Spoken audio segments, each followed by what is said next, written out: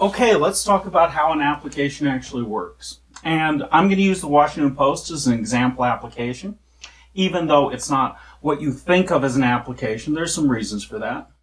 So let's say we start out with the Washington Post. You bring up the web page. Now, when you bring up the web page, what you're going to do is you may abbreviate this, the browser helps you with that, but you're going to do https://washingtonpost.com/. Now, we're going to break this down into a bunch of different pieces, but the first one of those pieces we're going to pick on is the fact that we started out with HTTPS right there. Now, HTTPS is a protocol, and there are other protocols like HTTP and WS and WSS and FTP. FTP has fallen out of favor because it's of poor security, basically. But there are hundreds of different protocols that you might have. And in this case, HTTPS is one of the most common, and what it specifies is that you're going to use a thing called TLS, Transport Layer Security, to do HTTP. And similarly, when you do WSS, you're using TLS to do WebSocket protocol. So TLS is a system underneath all of this that allows you to secure the protocol by being able to encrypt it. And there are a couple pieces to that encryption. But basically what that says is you're going to send off this request to this location, and this is how you're going to communicate, the physical protocol. Now let's talk a little bit about TLS, because it gets used in a bunch of different protocols. But TLS is comprised of two things. There's public key cryptography, which is a public-private key, and there's AES. That's the Advanced Encryption Standard. Now, the public-private key is a means by which to exchange keys across the net without ever sending the key in between. Basically, each side has a public key.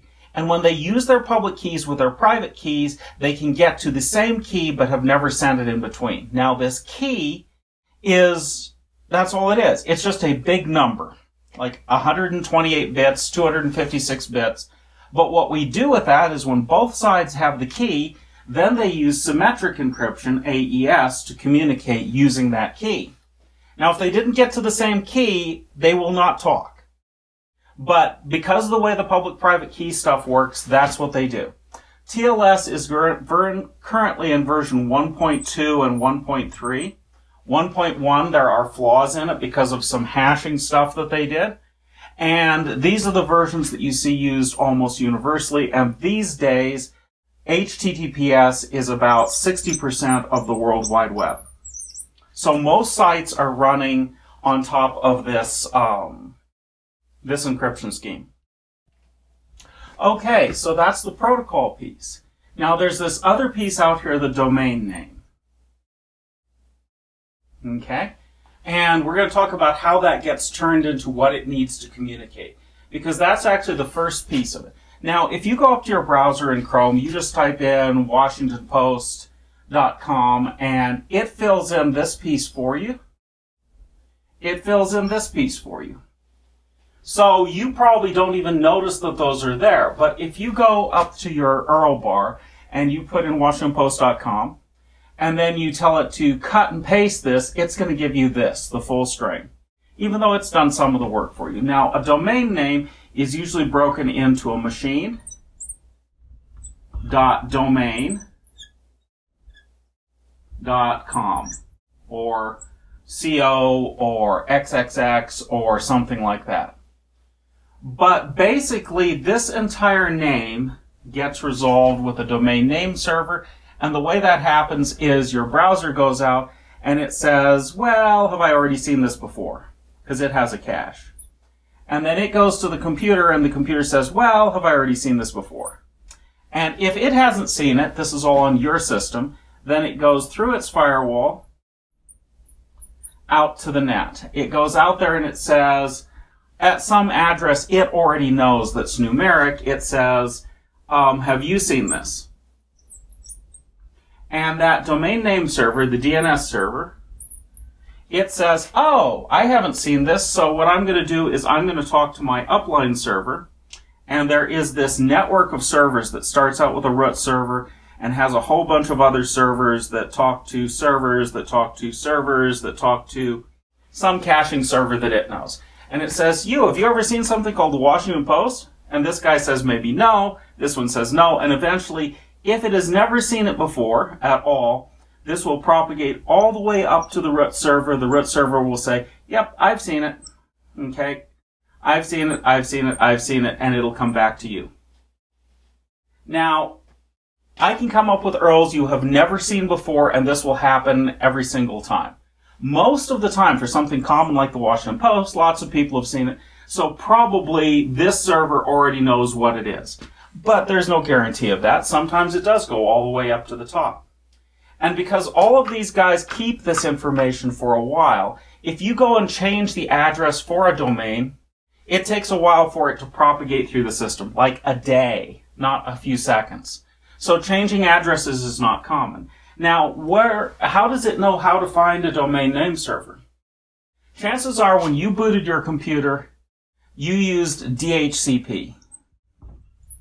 It's an automatic configuration protocol at the beginning of your computer setting up, and DHCP went out to a local router and said, hey, I want to know how to configure myself. And part of that configuration information came back was something like the address of a domain name server that it can talk to, like 192.168.0.1.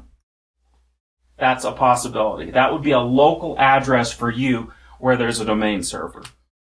Now, there's nothing saying that it has to be right there. It might be farther up. It might have some address like 92.1.14.8, which is my local IP address, my local IP server's domain name server. But sometimes domain name servers break, they go down, and if they go down, everything is broken, so usually you have more than one address. Now, I happen to know that there are some common domain name servers out there that I can configure if my local server is broken or if it isn't working the way I want it to, and we can explain that. Google runs two of them, one at 8.8.8.8 and another one at 8.8.4.4. And there's another common one. This is easy to remember at 1.1.1.1. Now, what are these numbers that I'm using here? These are IP version 4 addresses. And there aren't enough of them, so they have a newer version called IP version 6. But they are much bigger numbers and harder to remember. So the easy to remember ones are IP version 4. Now, what's an address? Okay? These are actually 4 8-bit numbers, so each one of these guys goes 0 to 255. And together we have 4 of them. 1, 2, 3, 4. You combine them together is equal to a 32-bit number. So these domain numbers are all numbers. And those numbers are how the routers out there know how to route traffic. That's how they figure out where stuff is going, is all with these numbers. So a domain name gets turned into some kind of a number. Now, when it comes back, it's going to come back with some kind of a number, and eventually it's going to know that this domain name is something like 141.22.8.57. And then, it hadn't gotten anything yet except the domain address, it's going to take that information and say, okay, we've got the address, now we can go out and get the page. So, remember that is the case. The most common machine name out here is www for a World Wide Web server. But you don't have to have that. You can have any name you want out there. You can have more than one name there. You could have test.mic.example.com. And that's the set of things that it's going to turn into an address. Now, there are some addresses that are normally local to a network, like 192 addresses, 172, and if you're up at the university, they have a class A, so it'll start with 10 dot. And there are these domain name servers that are well known out there that you can use for stuff. So if you're having trouble resolving names and you're getting 404s for everything, you might consider going into your configuration and putting in one of these guys. Now, I said that this, if you trust your local IP, is an address. This will not be the same address for you. You're not using the same local IP as I am. But if you trust them, that's an address. Now, suppose that they, instead of sending you off to Washington Post, sent you someplace else. I mean, they're running their domain name server. They can spoof an address and they can look it up to be whatever they want. If you go to a hotel, this is how they capture you and prevent you from accessing the internet, generally speaking, without first paying, registering, signing in to use their network, is they spoof the domain name service. That's one possibility. Another possibility is you might want to spoof the domain name service yourself.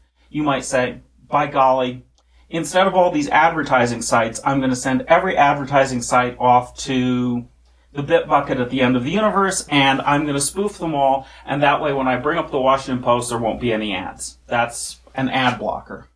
So being able to manipulate this domain name service stuff is actually quite valuable.